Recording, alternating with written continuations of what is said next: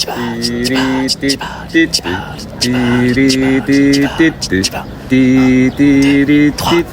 petits éveillés.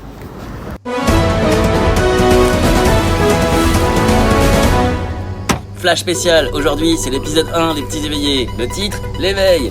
Alors aujourd'hui on attaque avec un gros mot, l'éveil. Mais on va pas te parler de l'éveil des moines ou de la lumière qui te traverse la tête. Nous on te parle de l'éveil du citoyen lambda, celui qui te prend, te retourne et casse tous tes codes.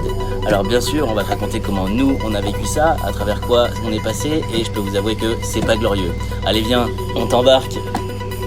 Et action, yes, aujourd'hui on se retrouve avec le bro. Yes, épisode numéro 1, près de la piscine dans le sud, chez mes parents. Et voilà, on s'est dit, c'est parti pour l'épisode numéro 1 pour parler d'éveil. Parce que pour nous, c'est vraiment le début un peu le début de tout, le début du chemin où on commence à conscientiser les choses. Et voilà, on va essayer de vous amener ça avec la plus grande abnégation, beaucoup d'humilité, quoi. Ouais, c'est ça, avant tout, on vous souligne, on vous surligne, on vous précise qu'on n'est pas des donneurs de leçons. Voilà, on a longuement hésité avant de se mettre face caméra pour partager tout ça. Et voilà, l'impulsion qu'on a eue hier à l'aéroport nous a mis sur ce chemin. Et on a décidé qu'on allait y aller jusqu'au bout. Et on espère ne pas vous paraître trop prétentieux. Et vous partager un maximum d'infos pour vous aider. Et boy. Donc voilà, le but principal, c'est aussi de passer à travers notre expérience à nous. Et je pense que voilà, c'est pour toi Thomas, c'est quand la première fois qu'on a entendu parler d'éveil, genre à quel moment ces 10 dernières années ça s'est enclenché tout ça, tu vois? Quand on s'est connus, on en a parlé un peu dans l'épisode précédent, mais pour moi c'était une notion qui était nouvelle parce que ça parlait éveil et était souvent égal à spiritualité. Et donc quand j'ai mis le mot spiritualité, j'ai dessiné une nouvelle case dans mon cerveau à ce mot-là. Le mot éveil s'est invité lui-même, donc éveil des sens, éveil de la compréhension de beaucoup de choses, et c'est à ce moment-là, quoi. Je sais pas pour toi. Ouais, je pense que c'est. Moi je vois ça par rapport aux recherches qu'on faisait, principalement méditation guidée dans un premier temps, les animaux totems, tout ça. Ça s'est un peu mis dans les suggestions YouTube sur le côté, ce mot éveil. Tiens, qu'est-ce que c'est renaître une deuxième fois, de sortir du pilote automatique. Je pense que c'est quelque chose qui nous a un peu interpellés, en mode comme si nos enfants intérieurs nous disaient on peut faire cours dehors, tu vois. Genre, je me suis dit ça peut être une très très bonne idée. Donc c'est un peu par ça qu'on est passé, hein. Je pense que oui, les informations extérieures se sont infusées dans l'inconscient, et en remontant on a conscientisé pas mal de termes comme l'éveil, voilà, ce genre de détails, l'énergie, la vibration. Donc est-ce que toi tu as une anecdote en particulier qui t'a mis une claque sur l'éveil? Je sais pas, ça peut être un peu plus tard que ça, mais qu'est-ce qui toi te fait écho en termes de première claque spirituelle avec cet éveil les premières années, quoi? Tu parles, je pense à l'ayahuasca, hein, mais Ouais, ça veut dire que ça peut après. Ça viendra un peu plus tard dans la conscientisation. Ok. Qu'est-ce qui est venu? J'ai la visualisation des méditations guidées des premiers temps où je pense ça a permis, peut-être que c'était juste de la sophrologie à l'époque pour nous, mais ça nous a permis de vider notre sac, et je pense de se sentir léger, surtout moi avec un passif un peu plus lourd que le tien. Commencer par faire table rase du passé pour, voilà, comme dirait Léo Dagan, tout brûler pour repartir sur de bonnes bases. Ouais, je pense que ça a été de appréhender un monde intérieur pour moi à travers les méditations guidées, les animaux totems. Il y a conscientiser que on n'est pas juste un corps physique et qu'il y a une dimension supplémentaire. Il y en a plusieurs, mais qu'il y a déjà une dimension de plus que ça, et du coup ça a soulevé beaucoup de questions, et d'appréhender tout ça, c'est grand. La plus grande claque qu'on a pris, je crois que c'est à la fin de cette année-là, vidéo, je ne sais plus qui fait ça, mais en gros le titre, monde intérieur, monde extérieur. Ouais. J'allais parler d'inner space, outer space, mais c'est le titre de la vidéo en français. qui vraiment vous connecte dans l'unité entre le monde microcosme et macrocosme à travers les fractales, les schémas de Mandelbrot, tous ces trucs-là. Enfin, c'est la vibration avec un petit archer sur une plaque en métal avec du sable. En gros, que tout est fréquence, tout est vibration. Voilà, je pense que cette vidéo-là en particulier, on s'endormait dessus. Ça dure 1h30, on l'écoutait tout le temps. Ça se connectait avec le 369 de Tesla, l'électricité, l'énergie libre. Et voilà, quand on a commencé à capter qu'on était nous-mêmes des piles et qu'on pouvait utiliser cette énergie invisible à bon escient, je crois qu'on s'est un peu plongé à corps perdu là-dedans, quoi. Donc à travers ça, il y a eu plusieurs expériences. Au début, on pensait que c'était des trucs très très forts, et la vie nous a renvoyé des claques derrière qui étaient tellement plus fortes, quoi. Mais je pense qu'on peut passer à la suite et discuter un peu de ce qu'on imagine être les fausses idées sur l'éveil, parce que beaucoup de gens lambda, du commun, dans la matrice, qui n'ont pas enlevé ce pilote automatique dont on parlait tout à l'heure, ont vraiment des grosses idées reçues sur l'éveil. Notamment le fait qu'il faut méditer 3 heures sous une cascade avec la concentration ou quoi que ce soit, qu'il faut fuir les gens normaux, qu'il faut fuir la société, qu'il faut être parfait, il faut plus avoir de défauts, et surtout qu'un éveil c'est linéaire, c'est-à-dire qu'on passe un cap et que ça y est, on est devenu Dalai Lama, Krishna, machin. Non, c'est beaucoup plus compliqué que ça. Et, je sais pas ce que tu en penses, toi Thomas, de tous ces points-là. Je trouve que c'est des choses qui sont vraiment des fausses idées que nous on a eu des échos dans notre entourage, et on veut vraiment percer tout ça et vous donner le bon sens de ce que nous on appelle l'éveil, tout simplement.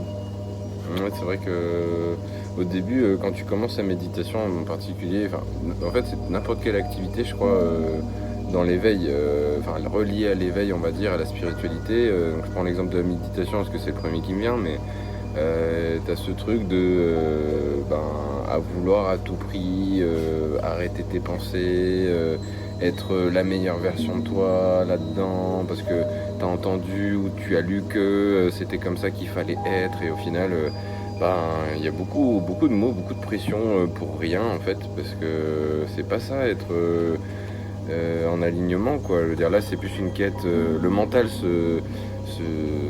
s'attaque à tout ce qu'il peut en fait, il dit de la connaissance, du savoir, machin, c'est parti, j'ai compris ce que je dois être, et en fait c'est au moment où vous dites que vous avez compris que vous n'avez rien compris. Donc en fait voilà, méditer, faut essayer de comprendre, ça demande du temps, de comprendre à quoi ça sert, comment ça nous impacte, les effets, les bienfaits, et puis voilà, s'éveiller, c'est pas uniquement méditer, s'éveiller c'est être alerte, apprendre à être alerte sur nos sens, à l'écoute de notre intuition aussi, et ouais, trébucher, être ok avec le fait de trébucher sur notre chemin, parce qu'on n'est que des apprentis, on apprend sur le chemin, quoi. Ouais, et puis cet aspect, il faut fuir le monde, élever des chefs dans le Larzac, habiter dans une grotte, pas du tout. Nous les premiers, au début on se disait mais on n'atteindra jamais le niveau de certains yogis, ils sont 50 à faire des chants tibétains dans une grotte et ils atteignent des sphères, machin, etc.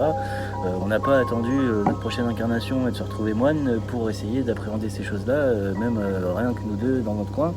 Et surtout de l'intégrer à notre quotidien terrestre, à notre incarnation. On n'a absolument pas voulu fuir la réalité à travers ça, ce que beaucoup de gens font, et je pense que c'est la grosse erreur de la spiritualité New Age de notre époque, c'est que les gens veulent fuir la matrice, veulent fuir la société, veulent fuir le monde, alors que le cancer qu'est le monde actuel se change de l'intérieur et pas en fuyant à tout prix, quoi.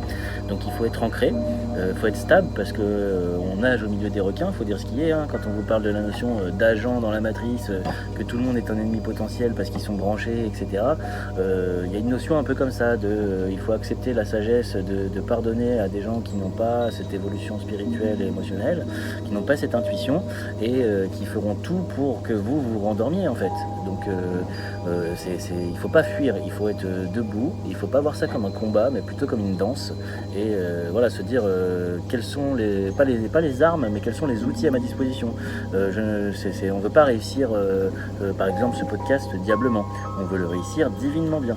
Tout est question de fréquence et la communication, c'est la clé avec n'importe quel être humain. Et voilà, donc savoir que s'éveiller, c'est fuir le monde, c'est prendre le chemin à l'envers en fait. C'est au contraire, je pense que c'est se déséveiller, c'est se priver de l'expérience de vie que vous apporte le miroir des autres qui n'ont pas la conscience que vous avez. Donc voilà, et puis je sais pas ce que t'en penses toi Thomas, mais on entend souvent, oui, les éveillés, c'est Dalai Lama, c'est machin, c'est des êtres ascensionnés, c'est des êtres parfaits. On pense, c'est illuminer le terme exact. Tout à fait, et on confond les deux. Bon et le mauvais sens. On confond les deux, et ouais, c'est souvent perçu en négatif parce que c'est souvent jugé quoi, comme des personnes qui sont simplement, qui sont pas ancrées, qui sont déconnectées de la vraie réalité de monsieur et madame tout le monde, alors qu'en fait c'est des figures qui ont réussi à percer dans l'énergie, dans peut-être une forme d'éveil, ok. Et donc en fait c'est comprendre que c'est plus des sources d'inspiration quant à la posture qu'on, nous, humains lambda, monsieur, madame, tout le monde, sommes censés adopter, en tout cas apprendre à appréhender des nouvelles postures plus droites, plus justes, plus apaisées, plus calmes, plus peut-être aussi positives à notre égard, envers le monde, les autres. Donc c'est pour ça que c'est important d'être humble et de calmer son ego, son mental qui s'approprie tout vite de la connaissance et qui croit tout savoir. Non, pas du tout. On reste de toute façon des perpétuels apprentis et voilà, peut-être qu'un jour on touchera du doigt ce qu'on appelle l'illumination, mais c'est un gros mot donc qu'il faut savoir tempérer et pas en faire une quête égotique non plus quoi. Ouais, diviser la société en deux mondes, les gens qui se sont éveillés et ceux qui ne le sont pas. Un éveil, c'est jamais tout à fait linéaire. Des fois, vous allez être frustré parce que vous allez faire 5 pas en arrière on va prendre l'exemple de la méditation, sur la respiration, sur le fait de vider ses pensées. Et puis, il y a des fois, vous allez être fulgurant à travers la musique transcendantale, que ce soit à la salle de sport ou en méditation ou en faisant du Reiki, et vous allez vous dire waouh, là c'est héroïque ce que je vis machin, et l'ego spirituel il va être là, donc et puis 3 mois plus tard, peine de cœur ou perte de travail ou machin, puis bam, vous replongez et vous êtes bas vibratoirement et vous vous dites à quoi bon, et voilà. Donc l'éveil n'est jamais linéaire, n'est jamais acquis, c'est-à-dire qu'il faut se montrer digne chaque jour, chaque matin au réveil de ce qu'on veut apporter à la lumière. C'est un gros travail, c'est une casquette en plus que la vie de famille, la vie de boulot, et c'est pas tout le monde qui a l'énergie de faire tout ça. Donc voilà, nous on vous encourage en ce sens parce que ça nous a apporté vraiment plus de merveilleux que d'enfer, on va dire, dans notre monde. Mais si vous vous sentez heureux tel que vous êtes à l'heure actuelle, vous n'avez peut-être pas besoin d'un éveil plus grand ni plus fort, quoi. Donc réfléchissez-y bien. Réfléchissez bien avant de vous éveiller. Bordel de merde. Réfléchissez bien avant de vous éveiller. Parce que n'y a pas de retour en arrière. C'est mettre des lunettes magiques qu'on ne peut plus enlever derrière. Donc voilà, à faire avec des précautions. Et si vous êtes quelqu'un de mentalement instable, de sous-traitement, qui ne va pas bien, l'éveil peut vraiment se représenter comme quelque chose de très très très rude. Et voilà, vous pouvez vous trouver à la rue, à l'HP. Voilà, c'est comme ça, les gens qui sont perchés et qui sont souvent dans les HP, c'est des gens qui sont illuminés par l'éveil, mais qui ont manqué d'ancrage et qui donc du coup à un moment l'arbre il pète, quoi. Donc faites attention à vous vis-à-vis de ça. Bon, alors le but évidemment de ce premier épisode sur l'éveil, c'est de vous laisser quelque chose de concret et pas juste des concepts abstraits, des souvenirs, des expériences. C'est vraiment de vous amener à entrer sur ce sentier. Bien sûr, si cela vous appelle, on n'oblige personne, chacun a son libre arbitre. Tout ce que je peux vous dire, c'est que pour les gens qui sont destinés à s'éveiller, à pratiquer l'énergie et ce genre de choses, il y a 3 grands principes vibratoires et karmiques. C'est que si vous refusez votre incarnation et votre mission de vie, au début, la vie, elle vous jette un petit caillou. Bon, c'est pas grave, on pousse le caillou, on s'en va. Quelques temps après, elle vous met une baffe. La baffe karmique, déjà, on la sent passer. Et si vous n'écoutez pas cette baffe karmique, c'est le bus qui vous passe dessus. C'est le seul conseil que je peux vous donner par rapport à tout ça. Donc voilà, on va vous donner quelques questions et on va vous donner nos réponses à nous. Si vous voulez penser à ces questions et y répondre en conscience, à chaque fin de question, vous appuyez sur pause, vous prenez le temps de vous poser la question et d'y réfléchir. Et ensuite, vous remettez play et vous aurez accès à ce que nous, on en pense. Voilà. Donc première question, est-ce que vous vivez votre vie en conscience ou en mode automatique ? Thomas, je te laisse répondre à cette question en premier. Ok. Ça dépend de la période, ça dépend des moments. Honnêtement, plus depuis que je suis dans l'éveil, j'ai conscience de tout ça, plus. Mais il y a quand même des absences à des moments, on va dire. Il y a des moments où on était plus en mode pilote automatique, effectivement, parce que des obligations de la société, des attentes, on se met des auto-exigences aussi que je peux avoir par moment par rapport à la réussite professionnelle par exemple. Ce genre d'aspect qui du coup me ramène à la matière, quoi. Alors, le concret, le réel, le mental reprend le dessus tout de suite et là par contre je suis absolument pas conscient de ce que je suis en train de vivre. Je veux dire l'aspect léger, divin, lumière s'absente, mais voilà, ça dépend des périodes en fait. Ça fait un peu des cycles et il y a plein de moments où par contre c'est tout l'inverse. Par exemple, quand je suis parti en camping-car, en nature, connecté aux éléments, où j'ai du temps pour moi, où je choisis des routines qui sont alignées avec qui je suis, où je prends le temps d'avoir de la clarté sur mes besoins, où je m'écoute, où je me place en premier. Voilà, tout ça c'est des petits trucs qui font que la lumière est présente et là je suis en éveil, là je suis en conscience, quoi. Et toi ? Moi, je mettrais ça sur un cycle un peu plus restreint, c'est-à-dire que avec ma personnalité un peu hypersensible, etc., moi, la conscience ou le pilote automatique, c'est un combat quotidien, journalier. Je me réveille le matin, si j'ai le temps d'aller à la salle de sport, je sais qu'en sortant de la salle de sport, je suis haut vibratoirement, j'ai la dopamine, tout va bien. Ma journée, elle est déjà acquise jusqu'au soir où je vais dans mon petit labo de recherche, 21h, 3h du mat, et où je fais mes petites recherches. Et entre deux, il y a le travail qui est un peu plus, on se met à la fréquence des gens en face de nous, on est un peu plus terrestre, un peu plus dans la vie normale, entre guillemets. Mais j'ai mes phases comme ça dans la journée où j'oublie pas, quoi, en fait. Ce qui fait que d'y penser tous les jours, un petit peu ou beaucoup selon les moments et selon le temps que j'ai à y consacrer, finalement j'ai plus l'impression de vivre en conscience qu'en pilote automatique. Je le vois quand auparavant je pouvais m'énerver facilement parce qu'il y avait du monde dans la file d'attente à la CAF ou à la banque. Maintenant en pleine conscience, j'ai ma musique sur les oreilles, j'enlève un écouteur, je vois quelque chose qui me fait rire, une vieille dame qui fait quelque chose, je vais lui dire, et puis on va communiquer, puis on va parler, puis je sors de la banque, j'ai passé un super moment avec la vieille dame, par exemple. Donc je pense que tout est une question de ressenti et faut couper le robinet de la négativité dans sa tête déjà pour virer ce pilote automatique le plus souvent possible et ouvrir les vannes de la positivité au maximum. Maintenant, la question qui moi s'impose naturellement, c'est quels sont mes outils.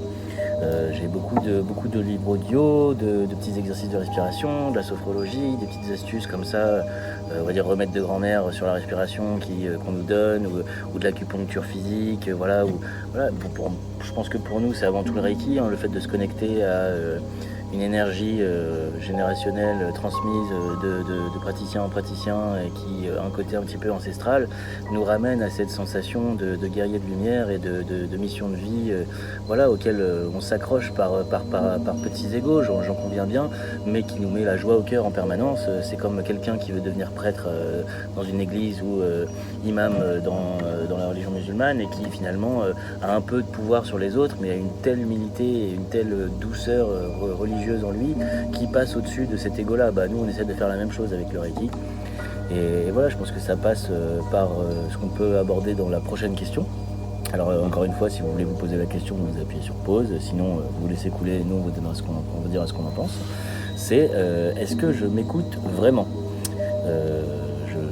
Personnellement, moi, je suis quelqu'un qui a eu du mal à s'écouter dans le sens où je suivais le schéma parental. J'avais besoin d'un boulot, gagner un salaire, acheter une maison, construire une vie, rencontrer quelqu'un, faire des enfants, le schéma classique que tous les parents veulent pour leurs enfants finalement, avoir la sécurité, se dire il va bien, il est en sécurité, sauf que nos parents ne nous possèdent pas, ils nous mettent au monde, mais nous ne leur appartenons pas. Nous avons aussi derrière nos quêtes personnelles à accomplir et ça passe parfois par la contradiction, par exemple dire à mon père je vais quitter l'usine où je suis responsable et je vais devenir praticien Reiki, je vais faire de la musique à côté et je vais me débrouiller et je te demande pas 1 euro.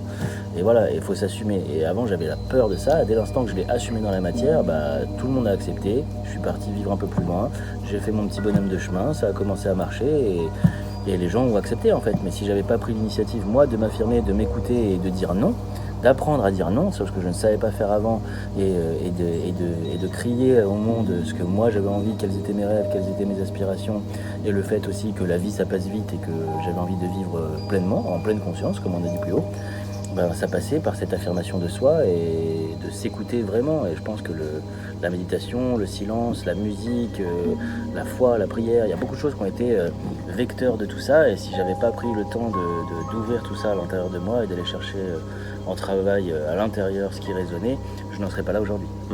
J'ai envie de rebondir là-dessus, parler d'outils, de comment en fait on arrive à un peu à cet état d'écoute véritable, d'éveil véritable à l'intérieur en nous. Et justement, tout est là, dans le en nous, c'est vraiment ça. Pour moi, ça a été, je crois, vraiment l'éveil dans le ressenti. Un ressenti, mais à l'intérieur, quoi. Vraiment, vous savez, ce truc qui fait que on se sent bien, ou on sent, ou voilà, quand on arrive à sentir les autres, l'environnement, etc. Et c'est en commençant par se connecter à ce genre de feeling là, qui est impalpable en fait, qui se passe juste en nous et qu'on interprète par notre esprit, qu'en y plaçant de la positivité, des intentions qui sont vers notre élévation, dans notre réussite, etc., qui tendent vers le meilleur, que j'ai commencé à vraiment commencer à plus m'écouter, à plus sentir en fait ce qui était juste de faire ou pas pour moi, et mon environnement, dans mon environnement, et donc c'est par exemple ce qui m'a mené à oser j'ai parlé du camping-car tout à l'heure, oser vivre une vie un peu nomade, par-ci par-là, pas tout le temps, mais déjà ça, je suis carrément hors du cadre par rapport à l'éducation et le schéma familial duquel je viens. Donc tout ça c'est des défis et il faut juste apprendre à écouter sa voix. Et ça a l'air facile dit comme ça, mais ça demande beaucoup d'attention.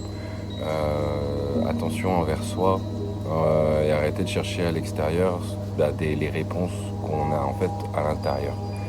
Donc voilà un peu comment, pour moi, on atteint l'éveil quelque part. Oui, puis je pense qu'il faut lancer l'idée dans la matière. Je pense qu'une fois qu'on amorce le changement, même si c'est des petits pas et qu'on est là tout tremblant, après ça s'accélère, on commence à marcher, puis courir, puis sauter, puis voler, quoi, clairement. Donc si on peut vous donner un conseil par rapport à ces petits outils, c'est d'abord de oser demander, oser vibrer, oser rêver, et voilà, faites des petites choses. Que vous voulez être musicien, écrivez des chansons, même si ça sonne faux, même si vous voulez filmer des films, faites des petits sketchs comme quand vous étiez gamin avec vos voisins.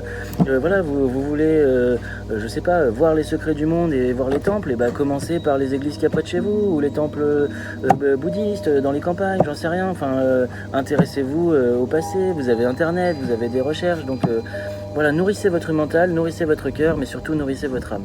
Très important. Et oui. Hey, toi, oui, toi. Hey, merci d'avoir regardé cet épisode, c'était trop cool. L'éveil, c'est un gros sujet, mais t'inquiète, on se retrouve bientôt pour un prochain épisode, l'épisode numéro 2. Un gros sujet, une qualité, mamma mia, caliente, olé. Mais tout ça pour dire que ça va être un sujet de ouf.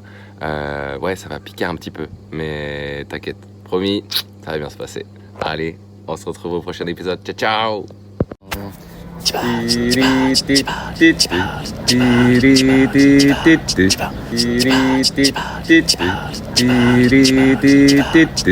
Les petits éveillés. Bon ben, le bro n'aura survécu qu'une journée dans le sud.